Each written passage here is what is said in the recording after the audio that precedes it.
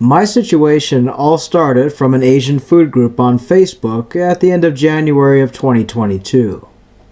We were discussing a sweet pork dish.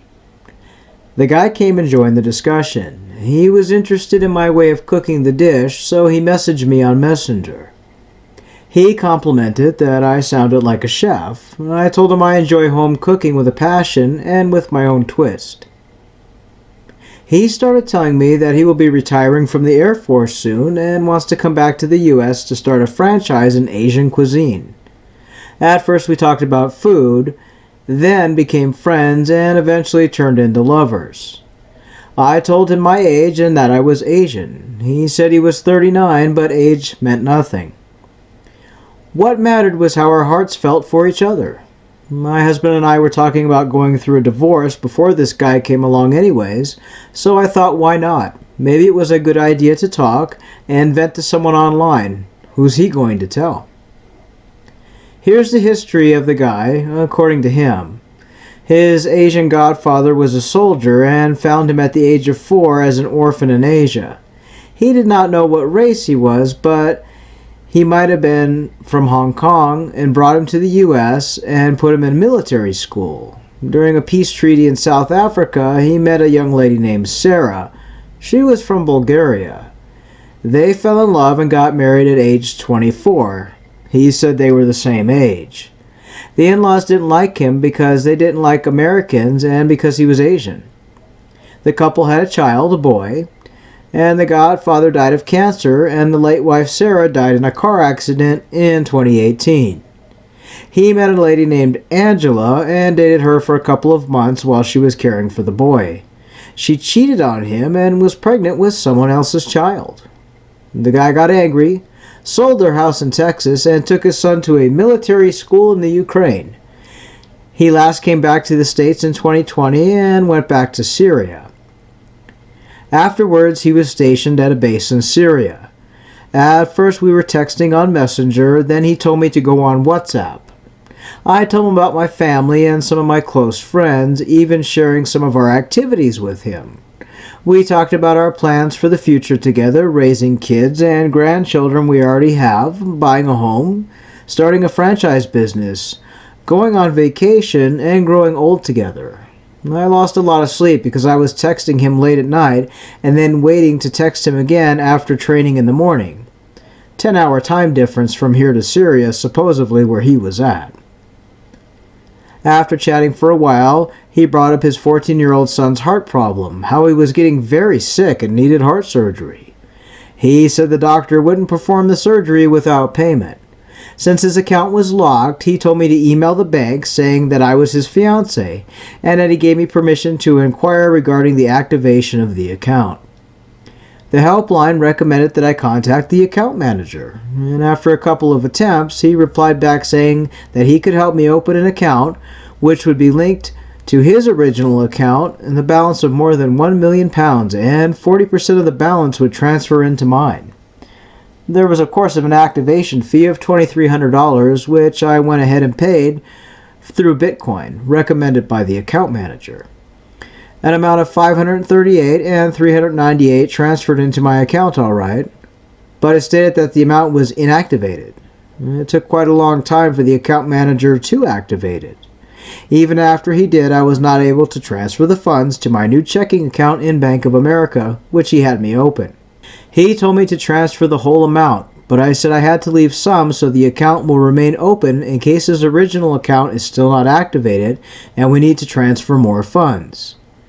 His idea was that he might have to go to Italy to fix the problem since he walked into a bank there to open up the original account. Since I wasn't able to transfer funds to my US account, he persuaded me to apply for a loan, which of course I did for $30,000. My credit score was great, over 800 points. That wasn't enough, so I took out money from my savings to send through Bitcoin to the doctor. The total to the doctor was over $70,000. One of the Bitcoin companies is still holding $10,000 because they want the medical invoice, and due to the war, the doctor took the kid with him and was evacuated to Hungary. I went ahead and closed my regular savings account and put the remainder $40,000 in my new checking account. Before he left the base, he wanted me to send him more money. He said he had me apply for a loan for about $12,000, and I also took out $17,000 from my son's savings account, which was for his education. I sent in total $45,000 through Bitcoin. This was his plan for travel, stating he and 3 buddies helped rescue a Syrian high-authority person, so each of them were awarded $427,000, which was deposited into his international account. Afterwards, they would be flying to America, first Dallas, and then to Central Valley in California. He supposedly informed me that he would be leaving the base. After they arrived at the fueling station, he called me on Skype and told me to call him back. The 2 videos were very short, showing him in street clothes with 1 of 2 of his buddies were in the military clothes. It looks like they were maybe getting out of a tank. He looked like him, but a younger version. I asked him if he shaved and he said yes. After that, we texted for a little bit, asking about his buddies and how they felt about me. He said they were happy for us. Also, he promised to call me and video chat after he left the base, but it never happened. After this conversation, I didn't hear from him until the late evening of March 28th of 2022. Here's his long message. Usually he would just send me very short text messages. The scammer wrote the following. I am in Kasab, Syria right now. That is the border town between Syria and Turkey. I made it here safely after I was dropped off by my fellow military personnel, but I had a big problem while coming here. I was totally robbed and the entire cash I had on me was stolen. They wanted to take my phone and documents, but I resisted and I got stabbed wound on my left stomach in the process. They took my bags, broke my phone. My phone screen and camera is all broken. If I'd had an extra phone, I would have taken a picture and shown you. My phone is so bad right now. It was so crazy. They villages in Syria village did it. I think they saw me as a potential target or something as I am Asian, so I'm looking different. I was so lucky to be alive right now. My nose, stomach have been bleeding and my hands as well, but I survived with the help of an old man in the village who picked me up and brought me to his house. I just saw myself walking this morning feeling weak all over my body. I'm lucky to be alive right now, honey. Shortly after, I received an email from the bank regarding a 5% deposit.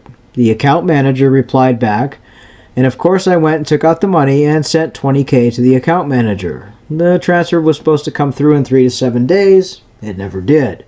Then another email came from the account manager wanting more money as an expedition fee. He wanted me to email the account manager, so I did twice, but he didn't reply back. We'd like to thank this lady for sharing her story. It's very difficult when you get caught up in the emotions and how the scammer plays with your emotions. You know, they often claim that they've been injured, stabbed, robbed, all sorts of things. And this scammer was pretending to be a military man, stating that he had been robbed and he needed money. Always think twice before sending money, and never send money to someone that you don't know, especially someone that claims to be in the military. If you'd like to share your story, you can find us on Facebook under the page Scamming Scammers Action, or drop an email to scammingscammers@gmail.com. We will verify your story and turn it into a video, and your story may help others. And we always can keep you anonymous and share as little or as much information about yourself and the scammer as you'd like. Thanks for listening and take care.